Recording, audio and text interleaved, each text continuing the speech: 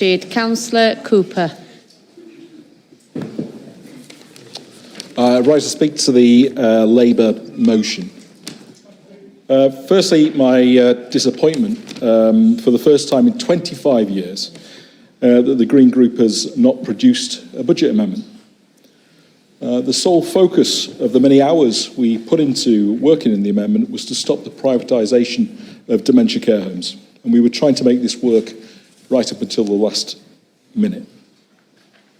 We appreciate the support of officers, but the process we went through to get to this point and the assumptions we had to follow made it impossible without contemplating some pretty unpalatable choices. Savings that at one point we thought we had changed overnight. Labour had hardwired this privatisation as a core part of their budget, making it impossible to unravel. The £850,000 funding gap would have been more than easily met had the Labour government met in full the council's additional employers' national insurance rise, but we were £2.2 million short.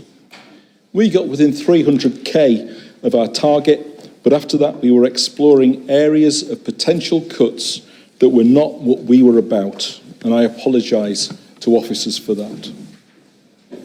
The points by campaigners regarding the council basing their assumptions on average costs of care as opposed to the higher end dementia care that Castle Grange and Claremont House provide are well made, and I feel the council's case is short-sighted and sadly doesn't recognise the value of those services we provide and how being a public sector service is a major factor in their value. I'd also note that in a council today, not far away, in no overall control, where they operate a committee system, that their budget process has run smoothly, with all the work being done in a collegiate way prior to the theatre of Budget Council. I wonder at what point during this evening's proceedings that we will all wish we were in the same fortunate position. I also note the criticism of some Conservative councils for their reckless spending and their high council tax.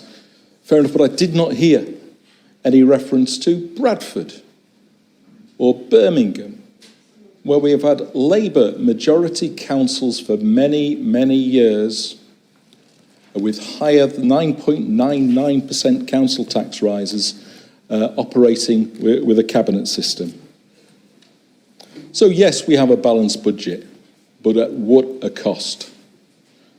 Closure of Dewsbury Sort Centre, the privatisation of dementia care homes, the mothballing of Cleckheaton Town Hall, and massive hikes in permit parking and allotment fees, which illustrate that the council has had its eye off the ball for a long time, for many years. The fact that they've had to make those rises illustrates the problem. And when we look at Huddersfield Town Centre, I've heard what people have said today about Huddersfield Town Centre and the issues around it. There is more to Huddersfield Town Centre than the cultural heart.